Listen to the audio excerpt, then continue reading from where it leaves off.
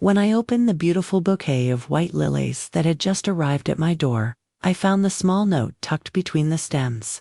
My daughter Melissa's handwriting was instantly recognizable, but the words made my stomach drop like I'd swallowed a stone. Thought these might brighten your day. Mom, I know flowers are what lonely old women collect instead of memories. The card trembled in my fingers. Lonely old women. The words burned into my skin like acid, seeping past flesh into bone. Lonely old women. At 54. Was that all I had become to my own daughter? My throat tightened as I stood in my kitchen, still holding those pristine lilies. The scent that moments ago had seemed so sweet now turned cloying, almost suffocating. I set the vase down on the counter with shaking hands, knocking over my morning coffee in the process. The hot liquid splashed across the granite, staining the cream-colored stone like a Rorschach test of my suddenly shattered day. I didn't move to clean it up. I couldn't. Every muscle had locked in place. I read the note again, hoping I'd misunderstood. Flowers are what lonely old women collect instead of memories. The casual cruelty of it, the dismissive tone, like I was some pathetic stereotype. Like the life I'd built for myself after her father left was just some holding pattern, waiting for death in an empty house with only flowers for company. They had arrived exactly on my birthday, April 17th, 54 years old. Today, and this was my daughter's gift, a reminder that I was aging, lonely, and somehow failing at life. The knowledge that this was how my only child saw me made my chest ache with a pain so physical I pressed my palm against my sternum. For 17 years I'd raised Melissa alone after Richard decided that fatherhood and marriage were stifling his potential. I'd worked 60-hour weeks at Lancaster, marketing to keep us in our home, to pay for her dance classes, her college tuition, her wedding just 2 years ago. I never missed a recital. I helped her study for every test. I was there through each heartbreak and triumph. And now, at 27, married to her surgeon husband in their perfect brownstone in Boston, this was what she thought of me. Lonely old woman. I grabbed my phone from the counter, coffee still spreading across the granite. My finger hovered over Melissa's name. What would I even say? How dare you? Do you really see me that way? I put the phone down. Took it back up. Put it down again. The silence of the house pressed in, suddenly oppressive in a way it had never been before. That's when I caught my reflection in the darkened screen of my phone. The lines around my eyes seemed deeper today. My honey blonde hair colored monthly, at $175 per session to hide the gray looked flat somehow. Had I changed so much? When did I cross that invisible line from woman to old woman in the world's eyes? In my daughter's eyes. 3 hours later, I still hadn't called Melissa. Instead, I found myself at my desk at Lancaster Marketing, staring blankly at a presentation I was supposed to be finalizing for tomorrow's pitch to Westmark Industries. 22 years I'd given to this company. 22 years of campaigns, promotions, industry awards. My office wall was lined with framed advertisements I'd created, concepts that had become household slogans. I was the longest-serving creative director in the company's history. My thoughts were interrupted by a light knock at my open door. Amber Chen, our newest junior copywriter, stood there with a tablet in hand and a nervous smile. At 25 she was hardly older than Melissa, with glossy black hair and that perpetually fresh-faced energy that seemed to radiate from every pore. "Catherine, do you have a minute to look at these taglines for the Westmark presentation?" she asked, already walking toward my desk. "Of course," I said, straightening in my chair, determined not to let my personal life bleed into my professional one. I'd built a reputation on being unflappable, meticulous. Lonely old women didn't become creative directors. They didn't lead pitches for million-dollar accounts. Amber slid the tablet in front of me, standing close enough that I could smell her perfume, something light and fruity that reminded me of summer. "I've been playing with different approaches," she explained, scrolling through her ideas. "I know you said we need to focus on tradition and reliability, but I think we should add something more, vibrant, more youthful. I nodded, scanning her work. The taglines were good, solid, professional. But there was something in her tone, a slight emphasis on vibrant and youthful, that made the hairs on the back of my neck stand up. These are well crafted, I said carefully.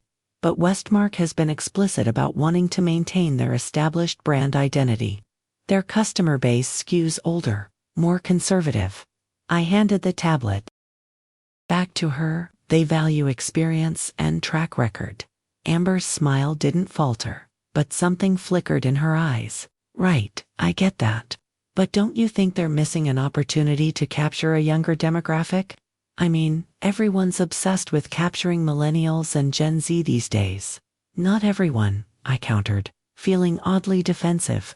There's significant buying power in the over 40 market, especially for investment services like Westmark's. We need to respect the client's direction. Amber nodded quickly. Too quickly? Of course, you're right. You have the experience with these kinds of clients. There it was again. Experience. A polite way of saying old. I wondered if she and Melissa would get along. Sharing observations about the elderly women in their lives, who just didn't understand how the world worked anymore. I'll refine these along the lines you suggested, Amber said, taking back the tablet. More traditional, less ... flash. She turned to leave but paused at the door. Oh, and happy birthday, Catherine. The team got you a cake for later. Nothing big, just a little something. Her smile was genuine, kind even, but all I could think was, did they get the kind with big numbers on it? A joke about over the hill. Were they humoring me? The office matriarch. Thank you, I managed, returning her smile with what felt like a grimace. After she left, I swiveled in my chair to look out the window at downtown Minneapolis spread below. The morning's gray skies had cleared to reveal perfect spring blue, the kind of day that normally energized me. Now it just felt like a mockery, all that freshness and renewal while I sat here feeling, what old, irrelevant. The words from Melissa's note played on repeat in my head. Lonely old women collect flowers instead of memories. I turned back to my computer and opened my email, needing distraction. The first unread message made my breath catch, a company-wide announcement from Simon Blackwell, our CEO. Subject line, exciting changes coming to Lancaster Marketing's leadership structure. My hand froze over the mouse. Something cold and leaden settled in my stomach as I clicked to open it. Team Lancaster, it began. As we look toward the future of our agency in this rapidly evolving digital landscape, I'm thrilled to announce several strategic changes to our leadership structure. I skimmed through the corporate speak, the usual platitudes about innovation and growth, until I reached the paragraph that confirmed my sudden dread. Effective June 1st. We'll be implementing a new creative leadership model featuring dual creative directors working in tandem. I'm pleased to announce that Brandon Walsh will be joining Catherine Pearson in leading our creative teams, bringing his extensive digital experience and fresh perspective to complement Catherine's traditional expertise. Double quotes, traditional expertise.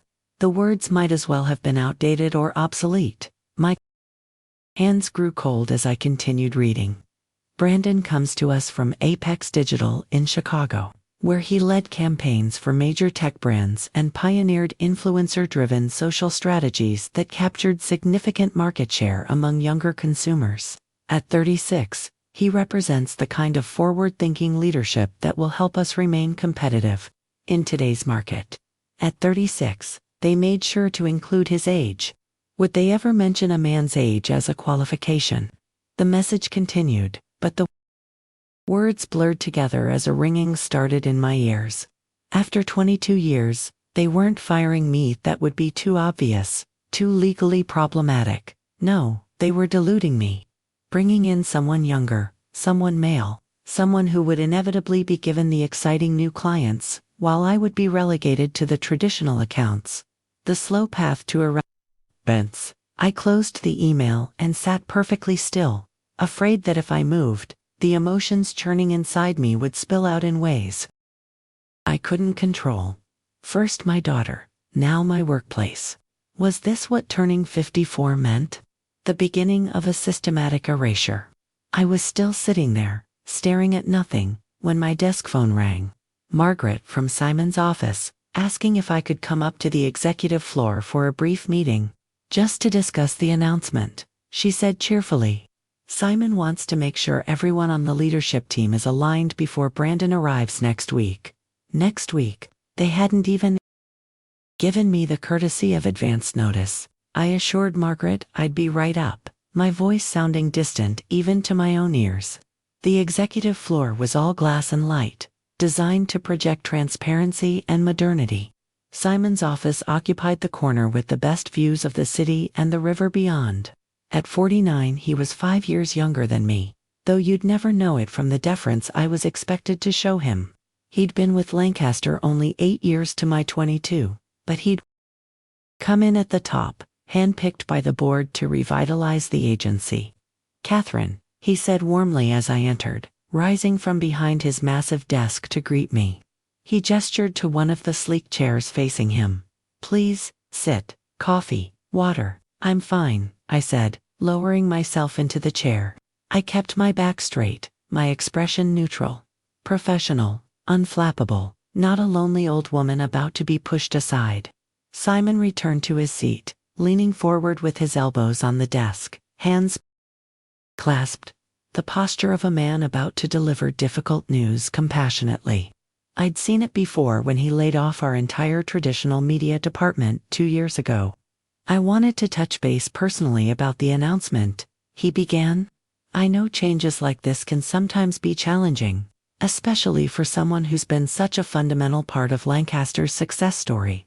Someone who's been, past tense already. Brandon's addition to the team isn't a reflection on your performance." Simon continued, "Your work has been exemplary, as always. This is about expanding our capabilities, bringing new energy to the creative department. New energy. Because apparently, I was running low. Will my compensation be affected?" I asked directly. If they were cutting my authority in half, I needed to know if my salary would follow. Simon looked momentarily taken aback by my directness. He recovered quickly.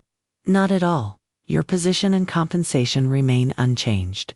Think of this as bringing in a partner, not a replacement. Brandon will focus primarily on our digital and social accounts, leaving you free to concentrate on what you do best, what I do best, traditional, print, television, the dying media, the ones clients were spending less and less on every quarter."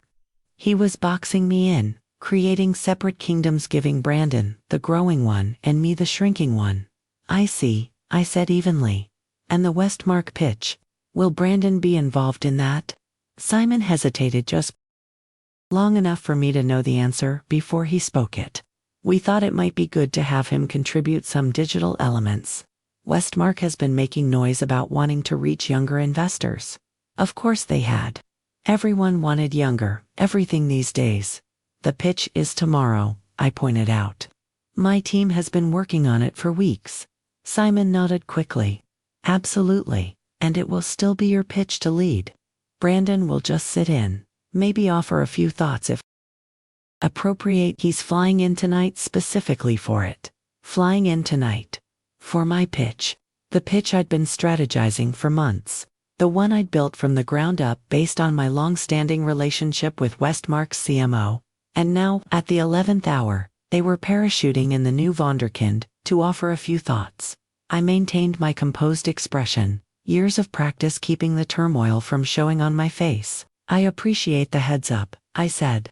"Is there anything else I should know before meeting Brandon tomorrow?" Simon relaxed visibly, clearly relieved I wasn't making a scene. "No, that covers it. I think you'll like him, Catherine. He's done his homework on Lancaster, speaks very highly of your campaigns. The Nightingale Insurance series from last year, he called it timelessly elegant. Timelessly elegant. Like a vintage car. Like an antique." I smiled thinly. "Well then, I look forward to meeting him." I lied. I stood to leave, then paused, deciding to ask the question directly. "Simon, was this your idea or the board's?" He looked uncomfortable for the first time. It was a collaborative decision. The industry is changing rapidly, and we need to position Lancaster at the forefront of those changes. Which wasn't really an answer. I nodded as if it was. I understand. Change is inevitable. I turned to leave. Catherine, Simon called after me. Happy birthday, by the way. 54, right. My mother just turned 60, and she's still running marathons. Age really is just a number these days. His mother. He compared me to his mother. I didn't trust myself to respond, just nodded again and walked out, my heels clicking sharply on the polished concrete floor. Back in my office, I closed the door, something I rarely did, and sank into my chair. 54 years old. My daughter thought I was a lonely old woman. My company was bringing in someone nearly 20 years my junior to compliment me. My boss compared me to his mother. All in the span of 6 hours, I looked at the presentation materials spread across my desk. The Westmark pitch that I'd poured weeks into perfecting. Would it matter now? Would anything I did matter? Or was I fighting a losing battle against something as simple and unstoppable as time? My phone buzzed with a text. Melissa, hope you got the flowers, Mom. Call me when you can, okay? Love you, love you. As if that note hadn't been a small dagger slipped between my ribs. As if she hadn't revealed exactly what she thought of me, of the life I'd built. I put the phone face down without responding. Outside my window, the afternoon had begun to wane, shadows lengthening across the city. I had a choice to make. I could go home, put those lilies in water, call my daughter, and pretend her words hadn't cut me to the core. I could come in tomorrow, smile at Brandon Walsh and his 36 years of fresh perspective, and graciously share my pitch that he would inevitably try to reinvent in the final hour. I could accept that this was the beginning of the end, a slow, dignified fade into irrelevance. Or I could fight back. The thought came unbidden, surprising in its clarity and force. Fight back.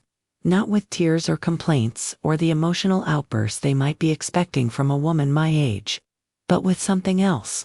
Something strategic. Something they wouldn't see coming from someone they'd already begun to dismiss. I pulled my laptop closer and opened a new document. At the top, I typed a single phrase, Operation Relevance. Then I began to list every account I'd brought to Lancaster in the past 5 years. Every award-winning campaign I'd conceived. Every industry connection I'd cultivated. Every skill I'd mastered that Brandon Walsh, for all his youth and digital savvy, couldn't possibly have acquired in his relatively brief career. By the time I finished, night had fallen over Minneapolis. My office was dark except for the blue glow of my computer screen. The list was impressive, even to my own critical eye. 22 years of excellence, of adaptation, of reinvention. I hadn't survived this long by accident or by playing it safe. I'd evolved with the industry, learning new platforms, new strategies, new ways of connecting with audiences. I saved the document and closed my laptop. Tomorrow would be a test, the first of many, I suspected. But as I gathered my things to leave, I felt something I hadn't felt since opening Melissa's note that morning. A spark. Defiant, stubborn refusal to be categorized, sidelined, or forgotten. Lonely old women collect flowers instead of memories, my daughter had written. Well, perhaps it was time to show hurt, to show all of them that women my age were capable of creating memories that would leave them speechless. That experience wasn't a liability but a weapon. That being underestimated might be the greatest advantage of all. I walked out of Lancaster marketing with my spine straight and my chin high. 50 years old today, not the end of my story, but the beginning of a new chapter, one I would write myself, in my own terms, with an ending none of them would see coming. That night, as I entered my empty house, the lilies still sat on the kitchen counter where I'd left them that morning. The spilled coffee had dried to a sticky residue on the granite. I picked up the vase and carried it to the bathroom, where I dumped the flowers directly into the toilet and flushed. The water swirled, dragging the pristine white petals down into darkness. Lonely old women collect flowers, I thought. But this woman, She was about to collect something else entirely: justice, respect, and the stunned expressions of everyone who had decided her time was past. I pulled out my phone and finally responded to Melissa's text. Got the flowers. We should talk soon. Short, neutral, giving nothing away. Then I opened my laptop again and began to research Brandon Walsh of Apex Digital, Chicago. Know your competition, the first rule of marketing.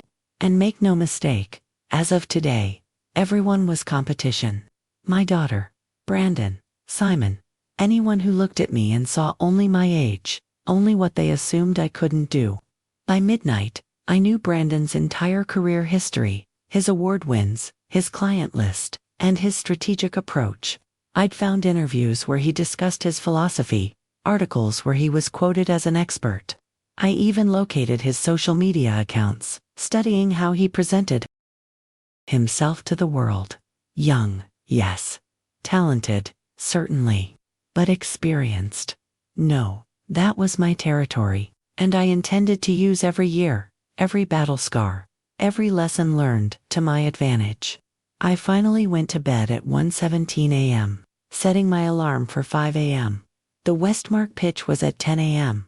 I needed time to revise my presentation, to incorporate just enough digital strategy to prevent Brandon from having anything substantial to add. I would control that room tomorrow. I would remind everyone exactly why Katherine Pearson had survived and thrived for 22 years in an industry that ate its young. As I drifted toward sleep, Melissa's words echoed once more in my mind. Lonely old women collect flowers instead of memories. Well, I thought as consciousness faded, we'll just see about that. The alarm shattered the silence at 5 a.m. sharp. I woke with a clarity of purpose I hadn't felt in years. In the shower, as hot water pounded against my skin, I mentally rehearsed every aspect of the Westmark pitch. I knew their business inside and out.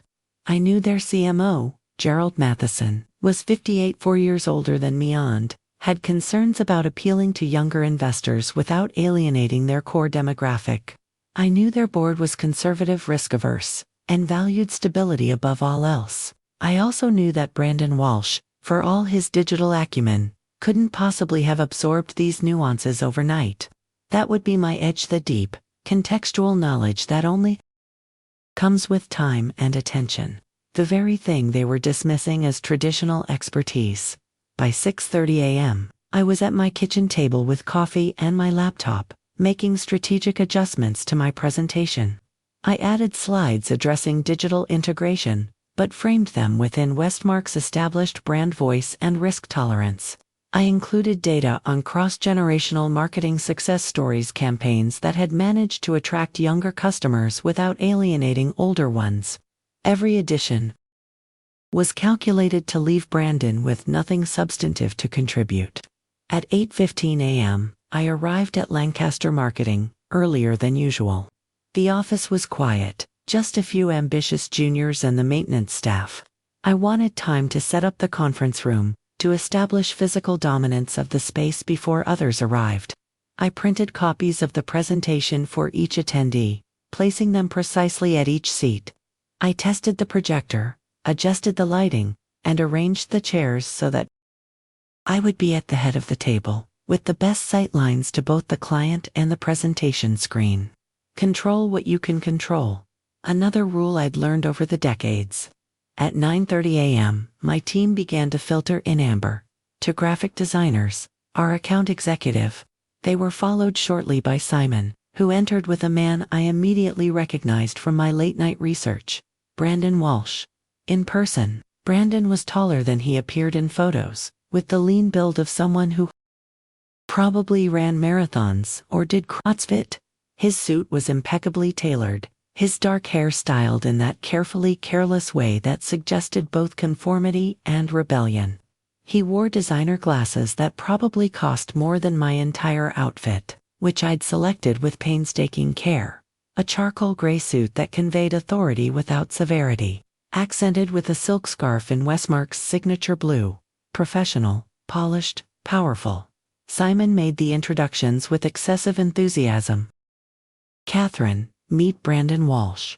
Brandon, this is Catherine Pearson, the creative genius I've been telling you about.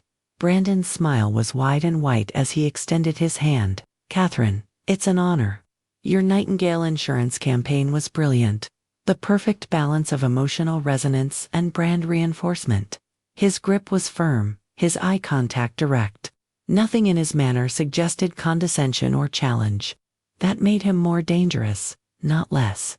He wasn't an obvious enemy. He was the friendly replacement, the palatable face of my professional demise. Brandon, I acknowledged, returning his handshake with equal firmness. Welcome to Lancaster. I hope Chicago prepared you for our Minnesota winters. He laughed. I grew up in Michigan, so I'm no stranger to snow. But I heard yours is particularly brutal. Like many things in life, I said with a smile that didn't reach my eyes, it rewards preparation and experience. If he caught the double meaning, he didn't show it. Simon clapped his hands together once, breaking the moment. Well, let's get settled. Westmark should be here any minute. As if on cue, the reception desk called to announce the client's arrival. Gerald Matheson entered first, silver-haired, distinguished, with the confident bearing of someone who managed billions in assets. Behind him came two younger executives and their marketing manager. A woman in her mid-30s, named Rebecca, whom I'd worked with on previous projects. More introductions, more handshakes. I watched Gerald's reaction when Simon introduced Brandon, noting the slight lift of his eyebrows. Gerald and I had a rapport built over years of collaboration. We were contemporaries who spoke the same professional language. Brandon was an unknown quantity. Once everyone was seated, Simon began with a brief overview of Lancaster's recent work, clearly setting the stage for Brandon to impress. I waited patiently, observing Gerald's body language, the way he leaned back slightly, arms crossed, skeptical, not yet convinced. Then Simon turned to me. And now, Catherine will take us through our proposed strategy for Westmark's new campaign. I rose smoothly, moving to the front of the room with the presentation remote in hand. This was my arena, my moment. I'd given hundreds of pitches over my career. Brandon Walsh might be the shiny new object, but right now, this room was mine. Thank you, Simon, I began, my voice steady and confident. Gerald, Rebecca. Everyone from Westmark, it's a pleasure to continue our partnership. I paused, establishing connection through eye contact with each client. At Lancaster, we understand that the financial services landscape is evolving rapidly. New investors enter the market with different expectations, while established clients seek the stability and expertise they've come to trust from Westmark. For the next 30 minutes, I commanded the room, guiding them through the comprehensive strategy we'd developed. I emphasized Westmark's core values of trust and expertise, while introducing fresh visual approaches and messaging that would resonate across demographics. The digital integration slides I'd added that morning were presented with such authority that Brandon, watching from his seat beside Simon, merely nodded along. When I reached the proposed campaign tagline, "Wealth of Experience, Future of Growth," Gerald uncrossed his arms and leaned forward. It was subtle, but I'd been watching for it. The moment of connection, when the client sees their own vision reflected back at them, but better, clearer, more powerful than they could have articulated themselves. I concluded with a timeline and budget overview, then opened the floor for questions. Gerald had several, all thoughtful, all focused on execution details rather than the concept itself. Good sign. Rebecca asked about measurement metrics.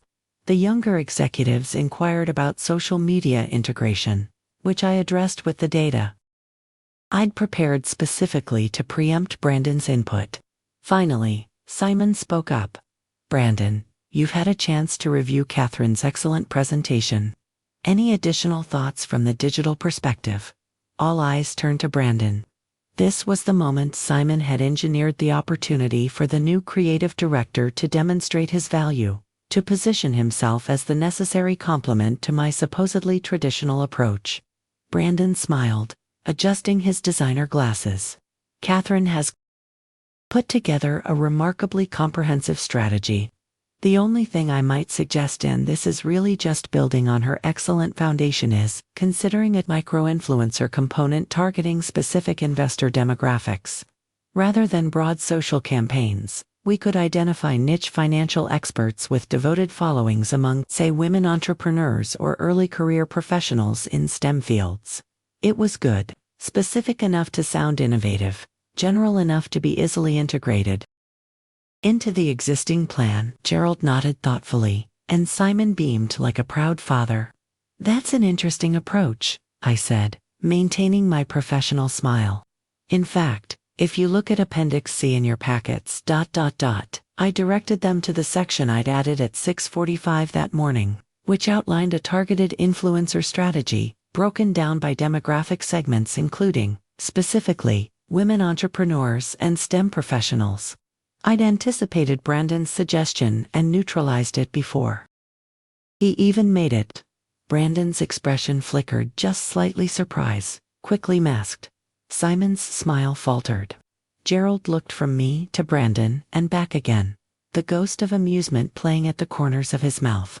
Well, Gerald said, closing his presentation folder, it seems Lancaster is bringing the full spectrum of expertise to our account. I'm impressed with the thoroughness of this proposal, Catherine. He looked at Simon. We'll need to discuss with our board, of course, but I believe you've addressed all our concerns while pushing us forward in exactly the ways we'd hoped. The meeting concluded with handshakes all around. As the Westmark team gathered their things to leave, Gerald paused beside me. Drink after work soon, he said quietly. Lots to catch up on. I nodded, understanding his meaning. Gerald wanted the inside story on Lancaster's new leadership structure, and likely had insights of his own to share about industry changes. This was the kind of relationship Brandon couldn't replicate overnight. The invisible network of trust and mutual understanding that experienced professionals cultivated over years. After the clients left, Simon was effusive. Excellent work, team. Catherine, outstanding presentation. Brandon, great insights. I think we make a formidable combination. Brandon nodded agreeably. Catherine's strategy was impeccable. I'm looking forward to learning from her expertise. The perfect response, gracious, deferential, positioning himself as the eager apprentice, rather than the replacement. But I'd seen the ambition in his eyes when Simon praised him, the calculated way he'd tried to add value without challenging me directly. He was smart, strategic. He would bide his time, earn trust, gradually expand his territory within the agency. Traditional accounts would slowly migrate to his portfolio, rebranded as integrated campaigns. My role would become increasingly ceremonial until retirement seemed like the natural, dignified choice, unless I changed the game entirely. As the team dispersed, Brandon lingered. Catherine, I meant what I said. Your work is remarkable. I've followed your campaigns for years. I regarded him steadily. That's kind of you to say, Brandon. I'm curious what attracted you to Lancaster.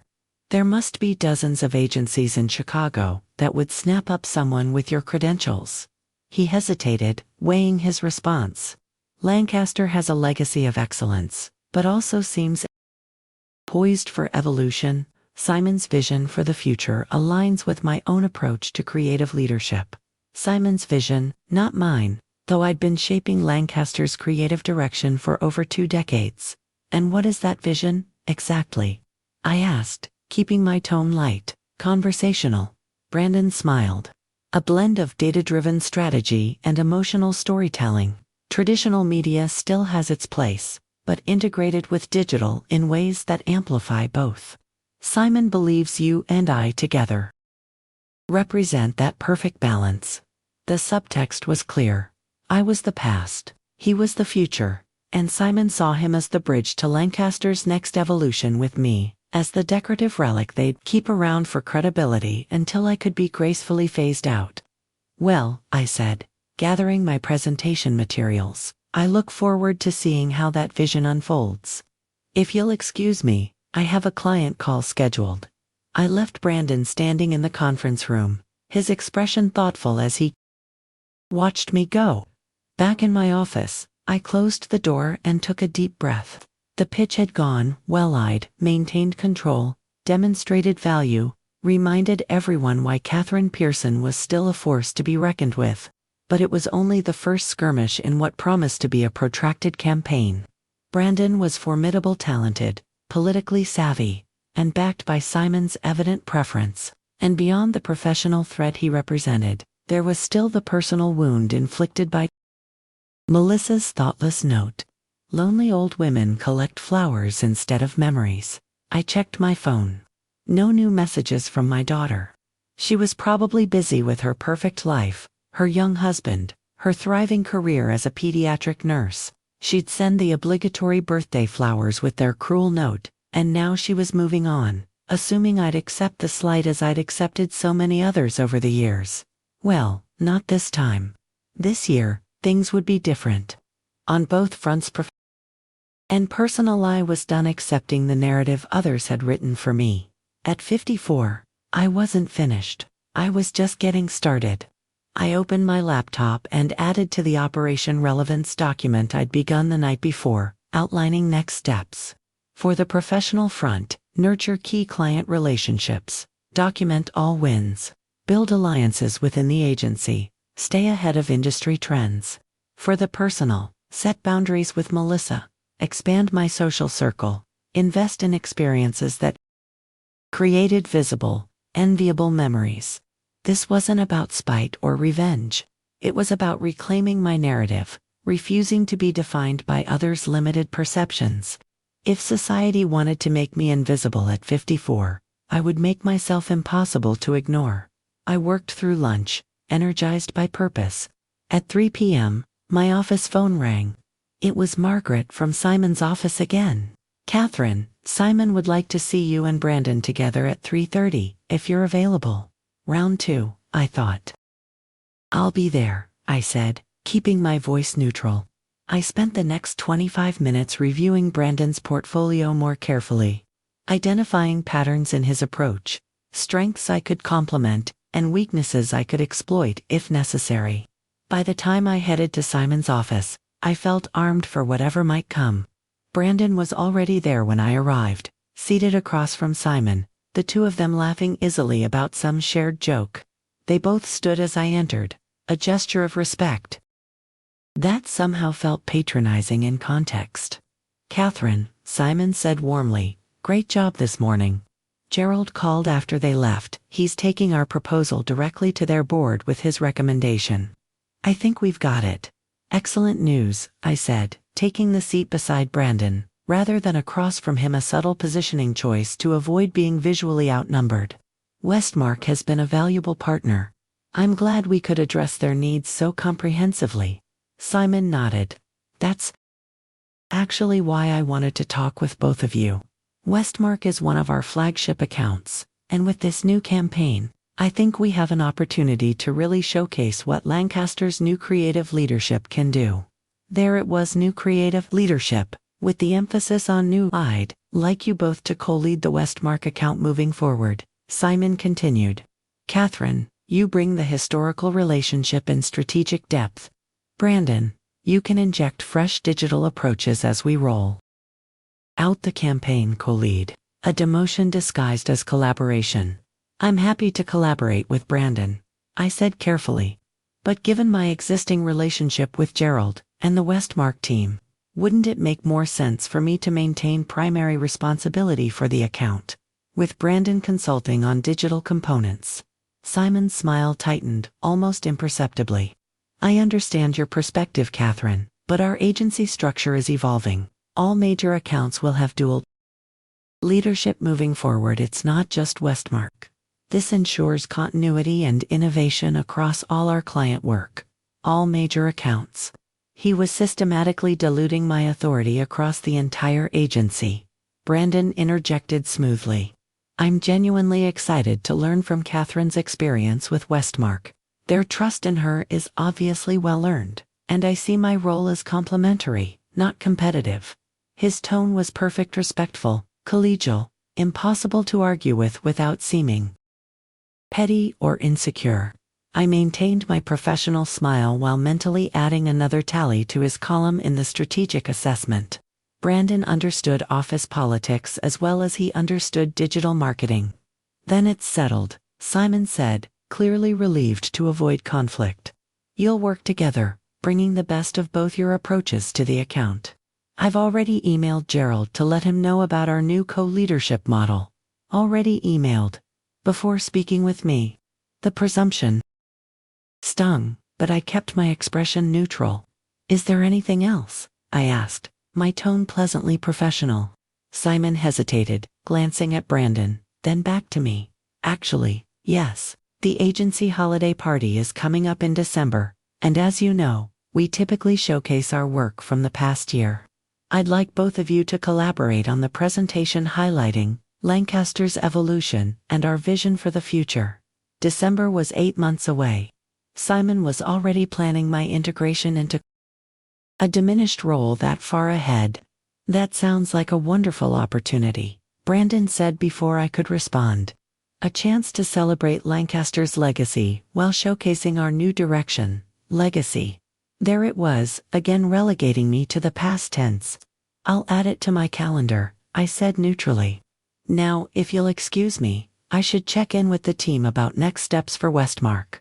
Simon nodded, standing to signal the meeting's end. Of course. And Catherine, he added as I reached the door. Truly excellent work today.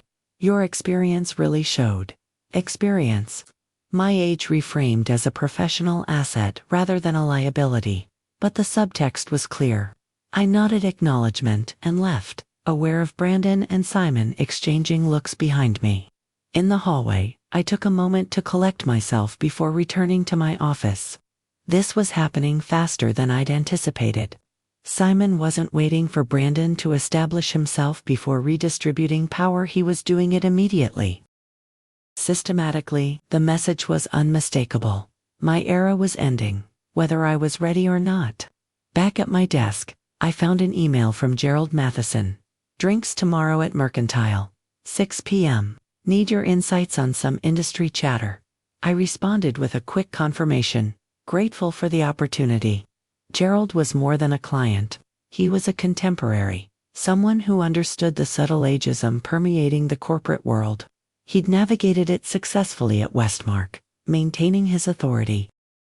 Despite being surrounded by younger executives eager to prove themselves, perhaps he had strategies I could adapt. My phone buzzed with a text from Melissa. Mom, did you get my flowers? Everything okay?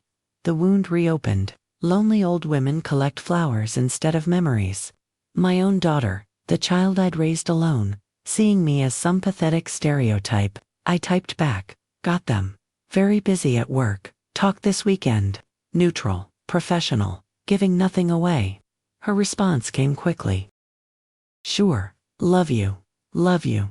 The easy sentiment that was supposed to excuse everything, to paper over the casual cruelty of her perception of me. I put the phone down without responding. The rest of the day passed in a blur of meetings and project updates.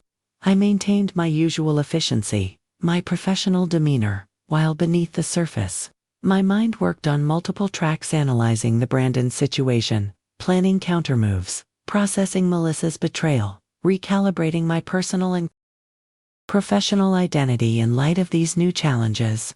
At 6:30 p.m., long after most of the staff had departed, I was still at my desk, researching digital marketing certifications. If Brandon's technical knowledge was to be his advantage, I would neutralize it by upgrading my own skills. I was a quick study, always had been, while he was still learning the agency, its clients, and its culture. I would be closing the gap he assumed existed between our digital capabilities. A light knock at my open door interrupted my focus. Amber Chen stood there, looking hesitant. Catherine, sorry to bother you. I just wanted to say I thought you were amazing in the Westmark pitch today. I looked up, surprised by the genuine admiration in her voice.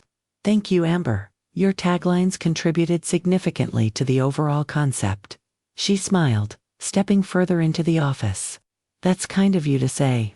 But seriously, the way you anticipated every question, had data for every point hit, was masterclass level presenting. I studied her more carefully, trying to discern if there was an agenda behind the flattery. Amber had always been professional, talented, but we weren't particularly close. She was part of a younger generation of creatives who tended to cluster together, speaking their own language of memes and internet references that sometimes left me feeling like an outsider, despite my efforts to stay current. I appreciate that, I said. What has you working so late? She shrugged, leaning against the doorframe, trying to crack the Bellamy Foods concept. Their whole tradition meets innovation. Positioning is trickier than it looks. Tradition meets innovation. The irony wasn't lost on MIT was essentially how Simon was positioning the brand in Catherine creative leadership. Have you tried approaching it from the consumer emotion rather than the product attributes? I suggested. Sometimes when we get stuck on a concept, we're too close to the technical elements and miss the human connection. Amber's expression brightened. That's actually really helpful. Maybe instead of talking about how they're blending old recipes with new techniques, focus on how it makes people feel to experience something familiar in a surprising new way. Exactly, I said, finding myself genuinely engaged. Nostalgia with a twist. The comfort of tradition with the excitement of discovery. Would you, double quotes, she hesitated, then pushed forward. Would you mind looking at what I have so far? I know it's late, and you've probably got plans. No plans, I said, perhaps too quickly. I'd be happy to look at your work. For the next 45 minutes, Amber and I dissected her Bellamy concepts, refining the messaging and strengthening the emotional hook. Her ideas were good, fresh, vibrant, but she lacked the strategic framework to connect them to broader business objectives. I provided that context, helping her see how creative concepts needed to ladder up to measurable outcomes.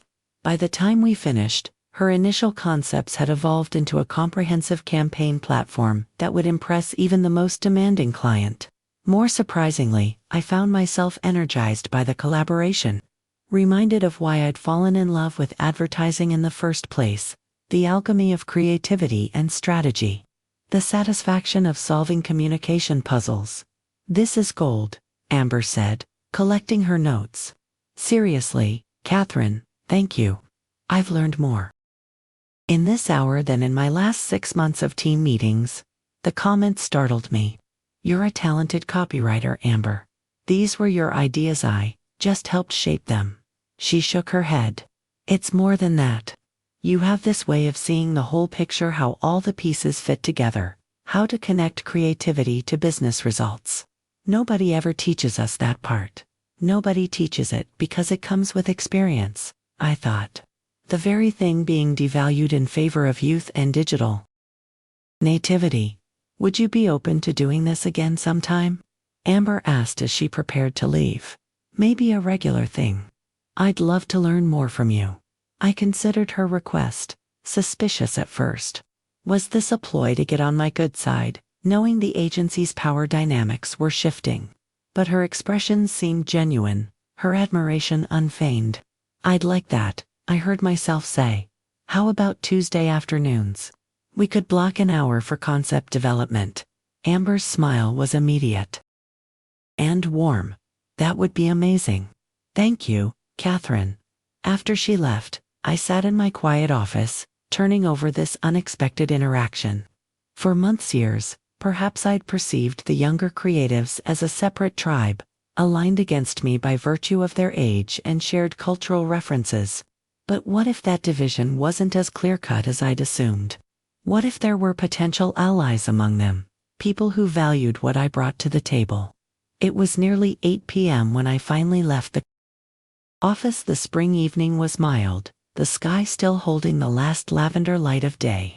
Instead of going directly to my car, I walked 2 blocks to Riverview, an upscale restaurant and bar overlooking the Mississippi.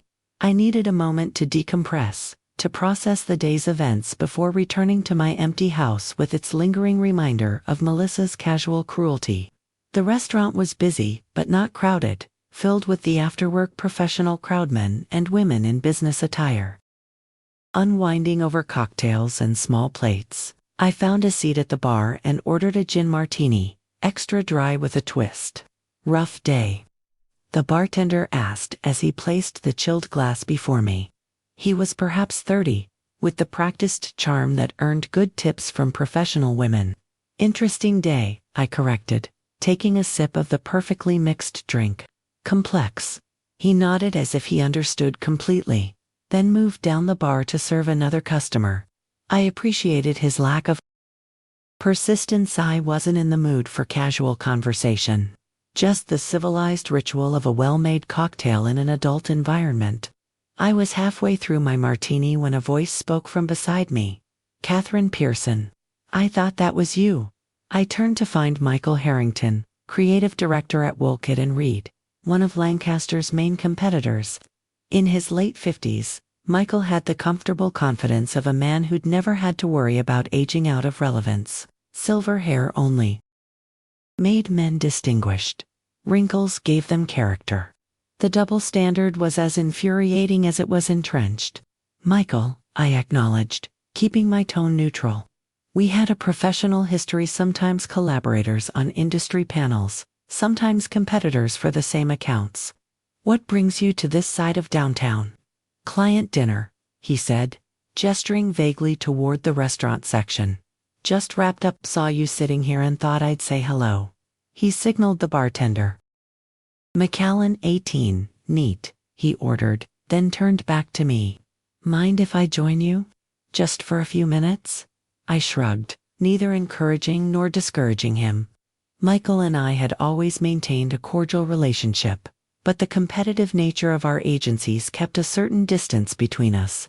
"Heard an interesting rumor today," he said casually after his scotch arrived. "Something about Lancaster bringing in new creative leadership." News traveled fast in our industry.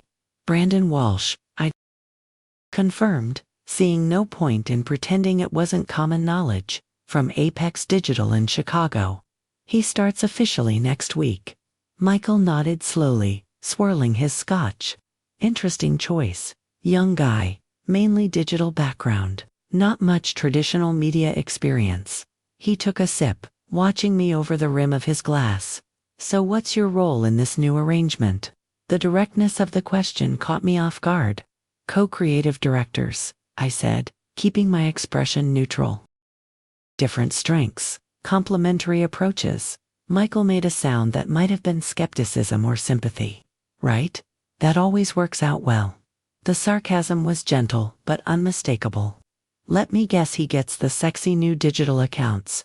You keep the traditional clients who still value print and broadcast." The accuracy of his assessment was unsettling. "It's a transitional structure," I said diplomatically, "transitioning you right out the door, if Simon Blackwell has his way." Michael replied bluntly, "Sorry, Catherine, but we both know how these things go. I've seen it a dozen times. The co-leadership model is just a stepping stone to your eventual replacement." I stiffened, though the words merely articulated what I'd already understood. "That's rather presumptuous, don't you think?" Michael shrugged. "Maybe, or maybe I'm just calling it like I see it because I've got nothing to lose." He leaned closer, lowering his voice slightly. "Look, you're one of the best in the business. Everyone knows it. But Simon's been pushing this digital transformation narrative for years, positioning traditional expertise as outdated even though the best campaigns still integrate both." I took another sip of my martini, neither confirming nor denying his assessment. "The industry is evolving. We all need to adapt." Adapt, yes. Be pushed aside for someone with half your talent, but a better understanding of TikTok. That's bullshit. He finished his scotch and set the glass down with quiet emphasis. "Which is why I wanted to talk to you." I raised an eyebrow, suddenly alert to where this might be heading. "Wolcott and Reed is expanding," Michael continued. "We just landed the Meridian Healthcare Account National Campaign, 8 figures, traditional and digital integration. We need someone with your strategic depth and creative vision to lead it."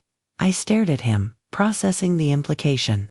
"Are you offering me a job, Michael? Executive Creative Director?" He Confirmed. Full authority over the creative department, including digital. 15% salary bump from whatever Lancaster's paying you, plus performance bonuses. Corner office with a view that makes Simon's look like a storage closet. The offer was unexpected but not entirely surprising. Poaching talent was common in our industry, especially when agencies expanded or won major new business. What was surprising was the title Executive Creative Director, a clear step up from my current role. Why now?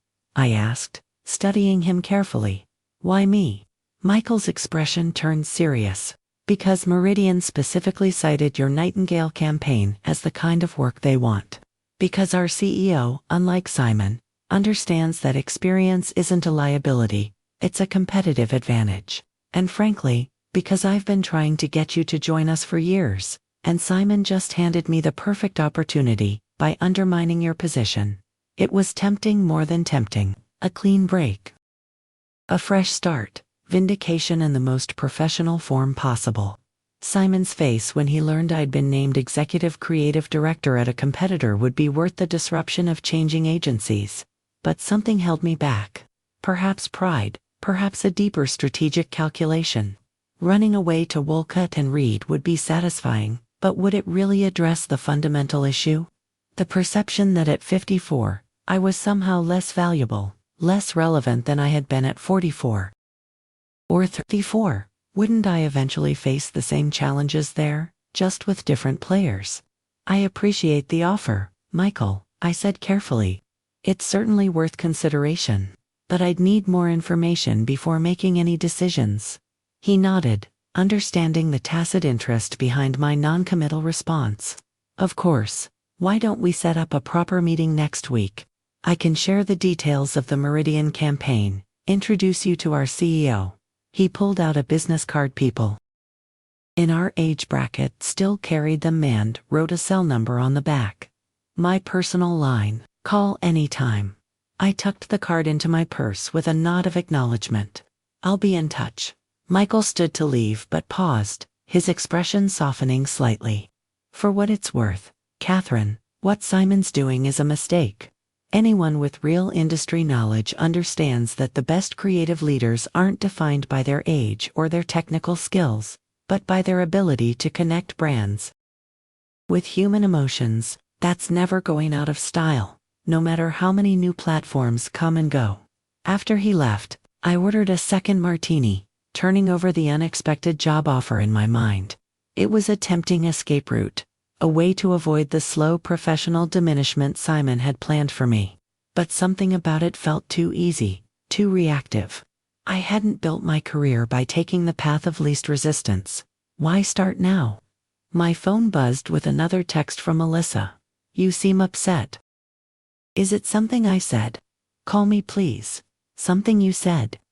The casual cruelty of her note floated back into my consciousness. Lonely old women collect flowers instead of memories. My own daughter, seeing me as diminished, irrelevant just like Simon, just like society at large. Perhaps the personal and professional weren't separate battles after all, but different fronts in the same war.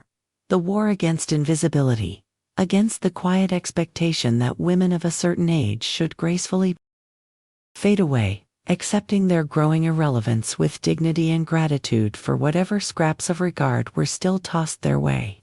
Well, I had never been particularly good at meeting others' expectations, and I certainly wasn't going to start now. By the time I finished my second martini, I had the outlines of a plan forming in my mind, not just for navigating the Brandon situation or addressing Melissa's perception, but for something larger, more comprehensive, systematic reclaiming of my narrative across all aspects of my life. Operation Relevance would need to be more than a defensive strategy.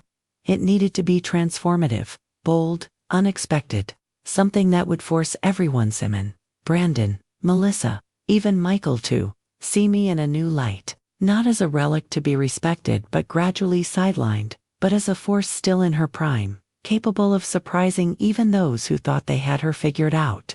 I paid my tab and walked out into the spring evening, my mind clearer than it had been all day.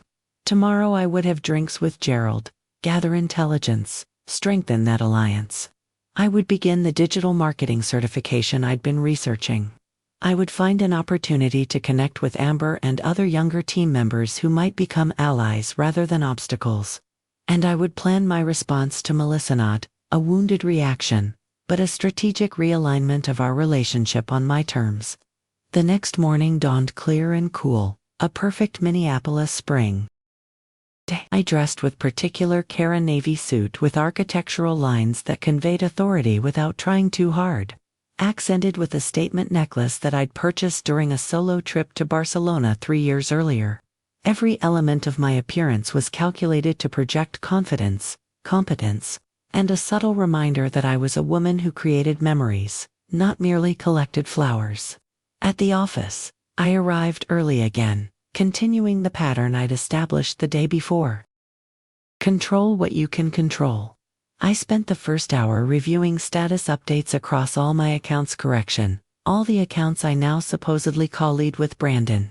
I needed a comprehensive understanding of current projects, timelines, and deliverables before Brandon could establish his own system. At 9:30 a.m., Simon called an all-staff meeting to officially introduce Brandon to the entire agency. We gathered in the largest conference room, about 70 people squeezed in, some standing against the walls. I positioned myself strategically visible, but not prominently so. Close enough to the front to signal my senior status, but not directly beside Simon, as if competing for attention. Brandon looked fresh and energetic in a charcoal suit with subtle blue accents, professionally appropriate, but with just enough stylistic edge to signal creative credentials.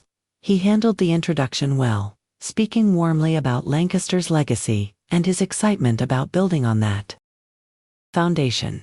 He mentioned me specifically, praising my work with genuine seeming admiration. On the surface, it was a masterclass in gracious professional integration. But I noted the subtle positioning in his language references to evolving client expectations, changing media landscape, digital-first thinking, each phrase reinforcing the narrative that traditional approaches, and by extension, traditional practitioners like me, were respected but increasingly outdated.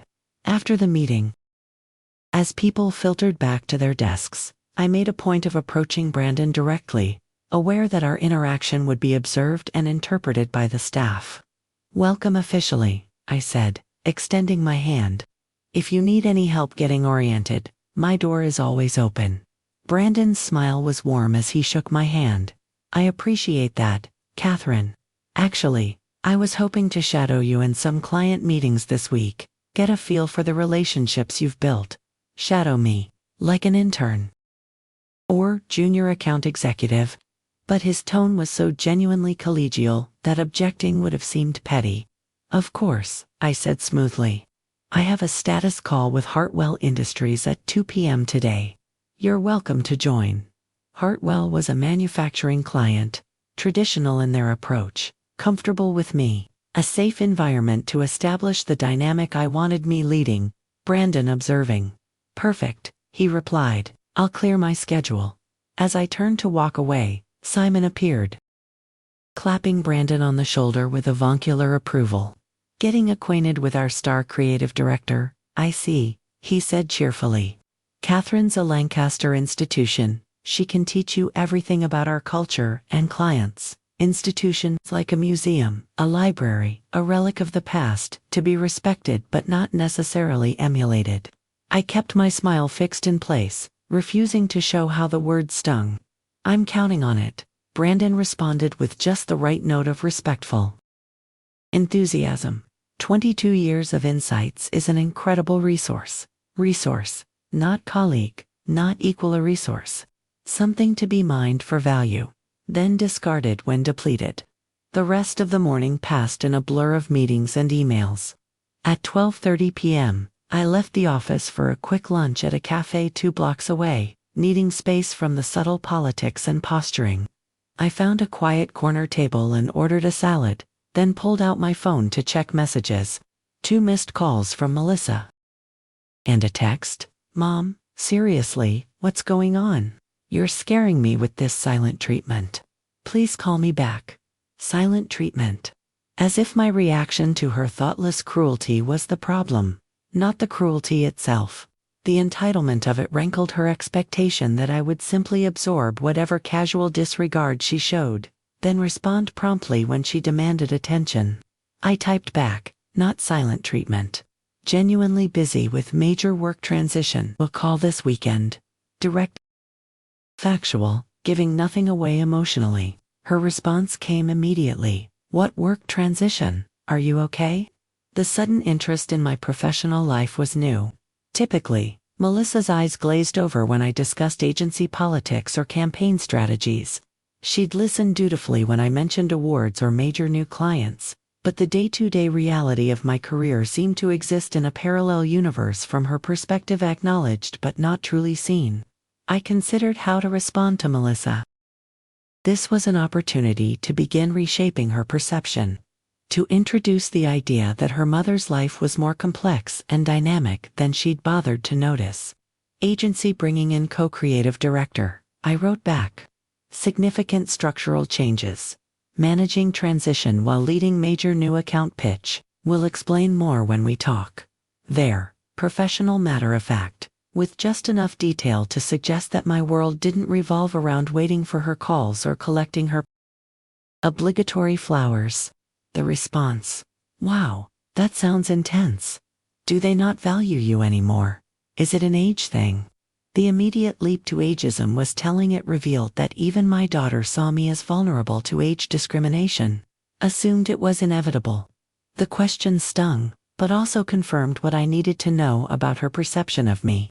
Value is demonstrated through actions, not words, I replied. I'm focusing on mine. Talk this weekend. Then I put the phone away, refusing to be drawn into a text-based dissection of my professional standing. Back at the office, I prepared for the Hartwell call. Brandon appeared at my door precisely at 1:55 p.m., notebook in hand, like a diligent student. I gestured for him to take a seat as I dialed into the conference line. Robert Hartwell himself was on the call, unusual for a routine status update, but a testament to the relationship I'd built with his company over the past 4 years. Catherine, he greeted warmly. Always a pleasure to hear your voice. Likewise, Robert, I replied. I have Brandon Walsh with me today, Lancaster's new co-creative director. Brandon, this is Robert Hartwell, CEO of Hartwell Industries. I watched Brandon's expression carefully as he registered that he was speaking directly with the CEO, not a marketing manager or CMO. A flicker of surprise, quickly masked. The call continued with Robert repeatedly referencing my contributions, seeking my opinion on new initiatives, treating Brandon with cordial respect but clearly deferring to my judgment. It was a masterclass in client relationships, the kind of deep professional trust that couldn't be established overnight or through technical skills alone. When we hung up, Brandon leaned back in his chair, his expression thoughtful. That was illuminating. He really values your perspective. I nodded, allowing a small smile. Robert understands that marketing isn't just about tactics or technologies. It's about articulating a company's values and vision in a way that resonates with their audience. That requires understanding who they truly are as an organization.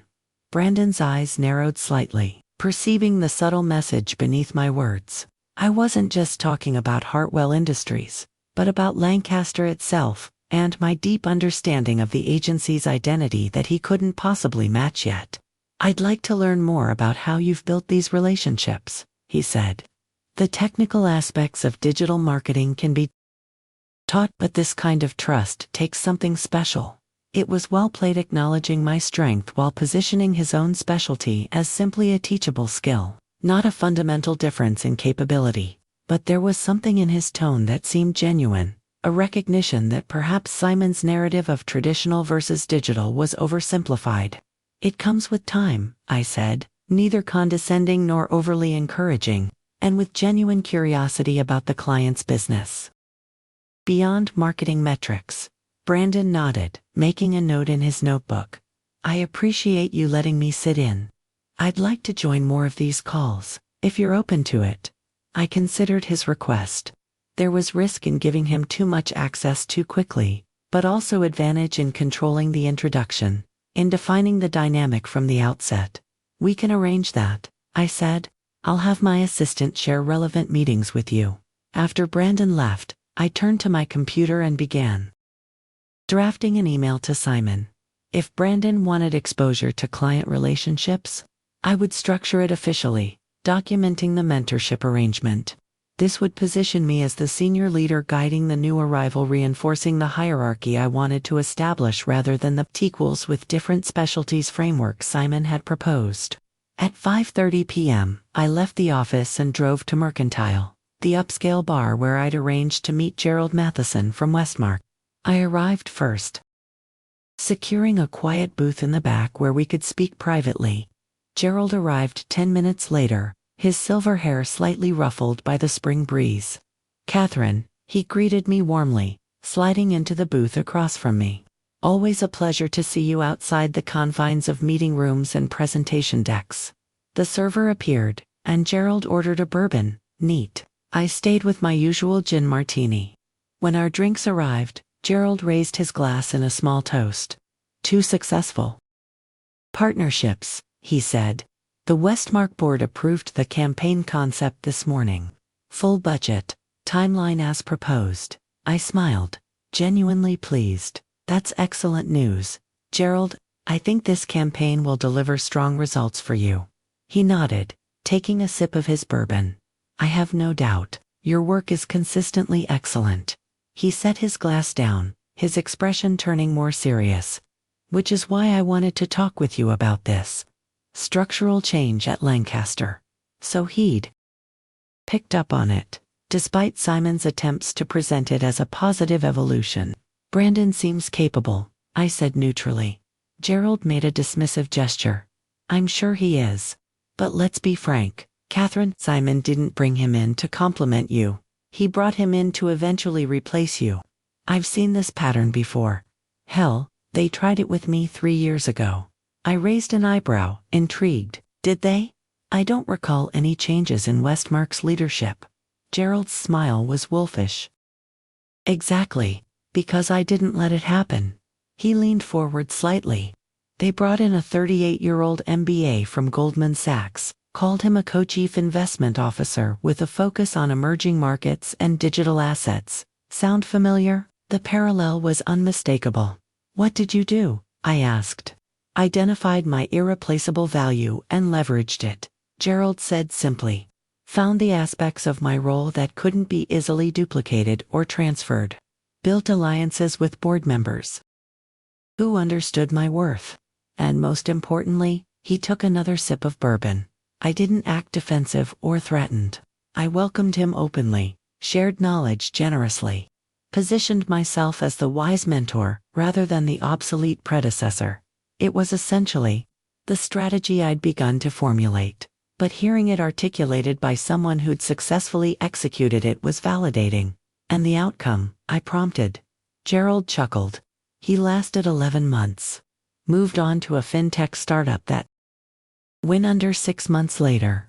I sent flowers to his farewell party. The irony of flowers wasn't lost on me. I took a sip of my martini, considering Gerald's approach. "Lancaster isn't Westmark," I observed. "The dynamics are different." "Of course they are," Gerald agreed. "But human nature is consistent. Simon wants to position the agency for the future admirable, necessary. But his mistake is assuming that future doesn't include the very talent that built Lancaster's reputation."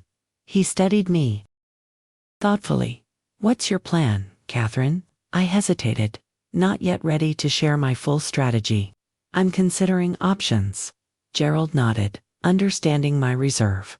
"I won't pry, but I will say this: Westmark values our relationship with you specifically.